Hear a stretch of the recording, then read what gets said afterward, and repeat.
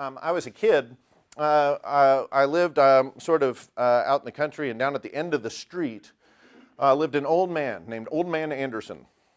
I'm convinced that was his real name, Old Man Anderson. Right? And we loved to play down there sort of behind his house because there was a pond down there, and this was a great place to play. So all of the kids in the neighborhood would go down there, and we'd just have a good old time, and we'd make a horrible ruckus and a lot of noise outside Old Man Anderson's house. Now, he was a little less pleased about this, and he would regularly come out in the front yard and bang on the porch railing and tell us to be quiet or tell us to get out of his yard. I mean, imagine sort of the caricature of the frustrated old curmudgeonly man, right? This is Old Man Anderson. Okay? So we'd go down there and we'd play, and he'd come out and yell at us, and that only made us want to play more, right? And then there was this one day when we were playing down there at the beginning of the summer, and Old Man Anderson came out and he banged on the porch, but instead of yelling at us, he beckoned us towards the house. All right, and that was a little worrisome, but we thought, okay. We went up to the house in a little group, and he said, boys, I've been watching you, and I realize that you're just having a great time down there and everything, and I think I've really misunderstood. I see now that you are really doing a great job of making all this noise and just having a great time. And in fact, if you'd be willing to do this, I'd like you to come back tomorrow and make all that noise, and I'd like to pay you to do it. Oh my goodness. We looked at each other and thought, this is too good to be true. Could this be true? We said, all right, we'll try that. And so we came back the next day, and we were all revved up. I mean, we brought trash can lids and all sorts of other noise makers, things that we could do to really just blow the lid off Old Man Anderson's backyard, right? So we came there, and we made all this noise, and we've been doing it for, I mean, it was only like 10 minutes or so, and he came out on the front porch and banged on the railing and called us up to the house. And as we came up to the house, he thanked us, and he started doling out shiny quarters from a roll of quarters.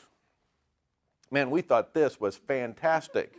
Right? So we came the next day, and we did it the next day too. We came the next day, and we were doing that. And when he called us up to the house, actually he said something a bit surprising. And he said, boys, you've been doing a great job at this. I think it's all going great. This is terrific. But I got a little problem here. So, I've been taking stock of things, and I can't afford to continue to pay you each a quarter to do this. So I'm going to have to pay you just a dime. And I hope that's all right with you. Well, we kind of turned around and talked and considered this, and I was the spokesman for the group. I know we have known each other a short time, but that doesn't surprise you, does it? Okay. I was the spokesman for the group, and after we talked it over, I turned back to him and I said, well, all right, we're willing to consider this. We're willing to try this, but I hope you don't expect such high-quality noise for only a dime, right? That sort of thing. And as we were a little concerned, we were thinking that we were onto a new career path here, and now we're a little rattled.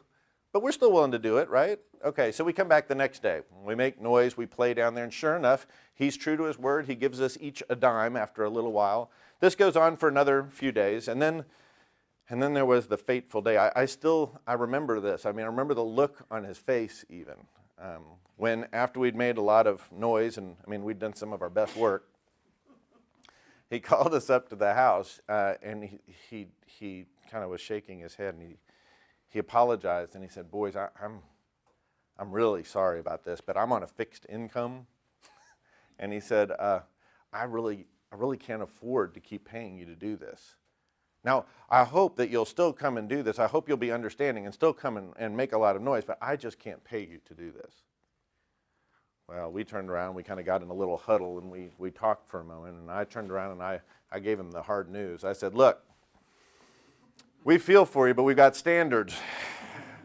And so, we're not going to be able to do this for nothing. I hope you understand. And we packed up everything, all the stuff. We went down to the other end of the road to Phil Adelot's house for the rest of the summer. And I swear, when we played down there, we went out of our way to make sure that Old Man Anderson didn't even get any stray scraps of noise for free, right? Okay. Now, some of you are a little smarter than I was, because I was a junior in a college class on persuasion before it dawned on me what Old Man Anderson had done. In the middle of class, I think I sat up and went, oh my goodness! All right, he was brilliant though, right? What happened there? What did Old Man Anderson manage to do? What? He did set us up, but what happened? Yeah, reverse psychology? Yeah, he distracted us from the purpose and the fun, right? When we were going down there, we were playing. Why were we playing and making noise? Because we loved it. We liked playing and making noise, right? But what Old Man Anderson did was he inserted an incentive, if you will. An incentive, right? And this is something that we know about incentives drawn from management and psychology. This is a very well proven principle. Bear this in mind when it comes to keeping people focused on purpose, that whenever you utilize incentives, it dilutes the inherent value of the experience itself. You with me? Whenever you inject something new, whether it's shiny quarters or new opportunities or a line on the resume or some other opportunity, cash or prizes, it dilutes the inherent value of the experience itself. Now, that doesn't mean that you should never use incentives, but you should be wary, because Old Man Anderson, for, the price of, what was that, maybe $10 and change, and about a week and a half of putting up with us, he did something that he could never have done by any amount of banging on the porch and yelling at us, right? It's because he managed to drive this little wedge in and separate us so that all we could see was the dimes, the quarters, not the purpose itself.